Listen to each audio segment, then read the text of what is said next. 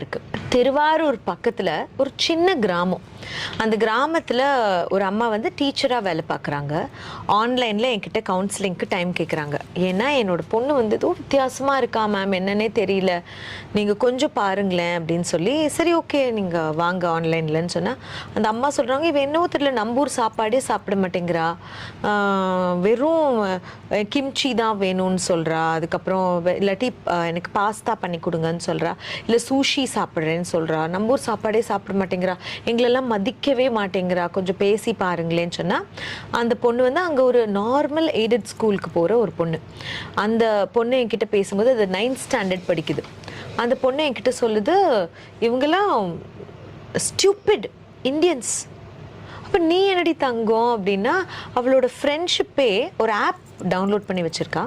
அந்த ஆப் மூலியமாக ஜப்பானில் இருக்கிறவங்க, கொரியாவில் இருக்கிறவங்க,